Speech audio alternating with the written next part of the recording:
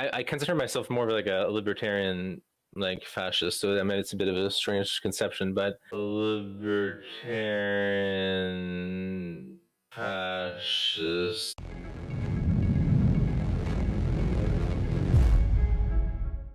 0% of you are subscribed. Fix that. Sorry, my computer just. Can you just repeat what you said? What influence does our investigation into genetics have on our ability to address these issues? We can already address education without needing to separate the races. And whatever problems would be caused by separating the races would no doubt exceed whatever problems we have with IQ. I don't even know if we have any problems with IQ. So I guess I'll try and make it clear what my worry is. So my worry is, let's say, for example, that there really is genetic IQ differences between groups of the Homo sapiens, right? And let's say that's 10 IQ or something. And so the worry I have is if we have this policy of encouraging, intergroup, Wait, we don't encourage it. It's just allowed. Yeah, well, again, it used to be not allowed in a very culturally normative kind of imposed, right? It was very frowned upon, and now it's a lot less frowned upon. So in a cultural way, it's basically allowed. Well, and yeah, it's allowed, but we're not like pushing people into it. We're not forcing people to get interracially married or anything like that. Oh yeah, no, I'm not saying there's a state imperative that forces a certain quota of affirmative action in terms of interracial marriage. I'm just saying that by virtue of not having discouragements in the cultural ecosystem, we effectively allow it, right? Yeah, we allow it, but just not encourage it. I think we're pretty neutral on the matter. But so my worry is that, for example, if there really is a 10 IQ difference, and in the next 100 years we interbreed within all the groups, then the overall IQ will actually go down. Say there is a difference. Say you could prove that 10 IQ point difference, genetic. Okay, why should there be any government policy or any social push to change anything? Like, shouldn't that be the people's right? People want to go ahead and marry black people if they're white. Isn't that their right as an American citizen? Well, yeah. So I consider myself more of like a libertarian, like fascist. So I mean, it's a bit of a strange conception, but I would say in a sense that I think we should actively encourage people.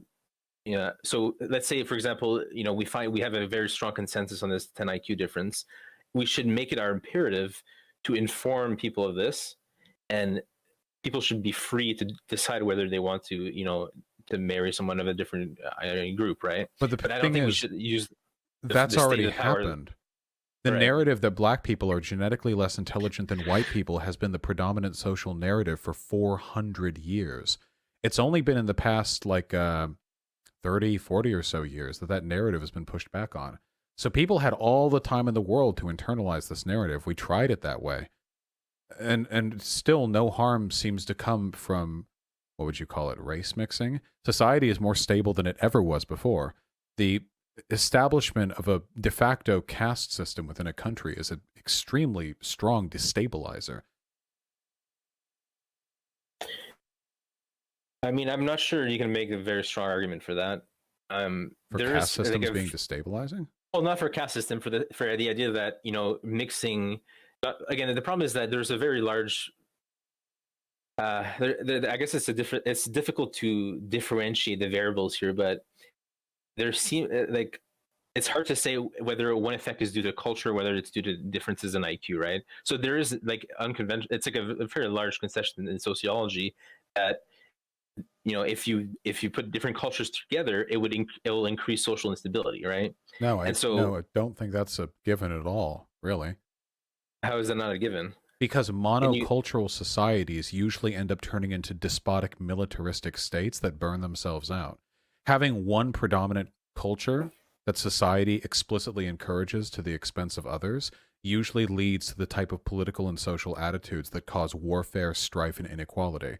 Supremacist attitudes, which is basically what you're advocating for. Nobody advocates apartheid without implicitly suggesting the supremacy of their own group, lead to social instability. Whereas allowing people to integrate and what have you, I mean, with taco trucks on every corner, what's being destabilized there? You have the largest cultural intermixing in American history happening right now, and it's happening between Mexicans and Americans. But we don't have any problems at all. They contribute to the economy. Even the illegal immigrants, they contribute to the economy.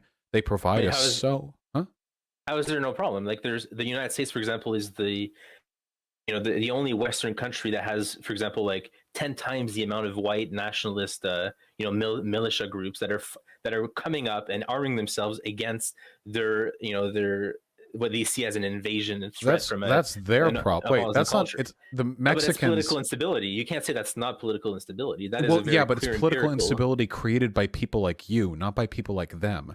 Because trust me, there were plenty of violent white militias before Mexicans started coming here, like the Ku Klux Klan. It doesn't take integration and intermixing for groups like that to rise up. It takes people like you who fearmonger about different cultures. So I can't really put that one on the Mexicans, People like me only exist because of the preconditions that are around us. People like you have existed for hundreds of years before we even had any non-white immigrants to this country. The idea, the predominant narrative that whites are better, higher IQ, and that society should be kept to their interests, that's the oldest Western narrative. It's only recently that that's started to pull apart. But even back when that was the predominant narrative, there were plenty of violent white supremacist groups that would go around lynching poor black folks, escaped or even unescaped slaves for imagined crimes.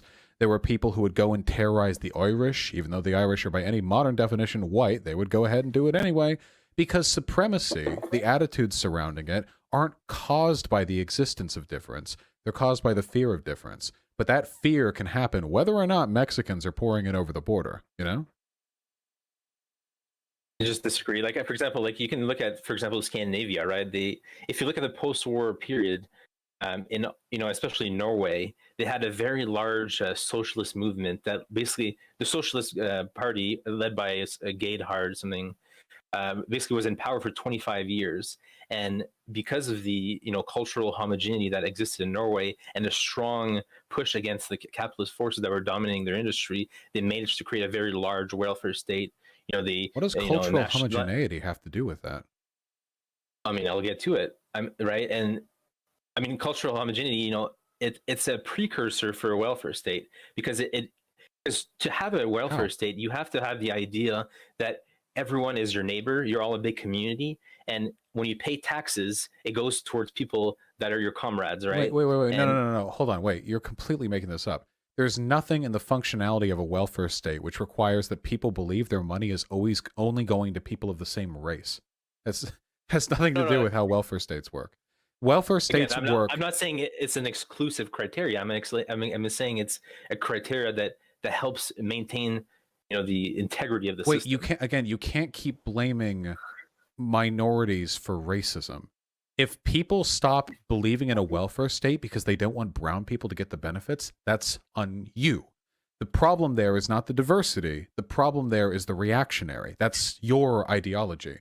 In fact, over here in America, interracial or otherwise like racially diverse working communities are more likely to want to unionize than like homogenous white communities. The reason why it's harder for them is usually because white people in those interracial communities are less amicable to getting along together with interracial groups. Now, mind you, Latin people willing to get along with whites, black people willing to get along with whites, white people not willing to get along with either. Now, that sounds to me like a white people problem, more so than it does a diversity problem. Something about them consuming propaganda, not so much having to do with diversity itself. I just argue that when you see collaboration between ethnic and racial groups, when it comes to, for example, labor setting, I think that's just successful organizing from the union organizers, right? Like, there's especially if you look at the United States history, there's a long history of socialist organizers.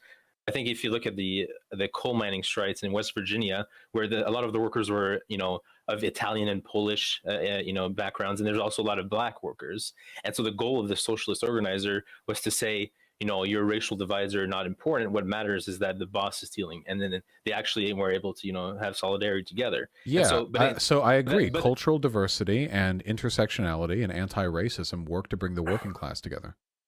Yeah, but again, those are the exceptions, right? So those only work when you have a very effective propaganda campaign by socialist organizers to remove, the type of, to remove the other very effective type of propaganda campaign. That is to say, centuries of ingrained systemic racism.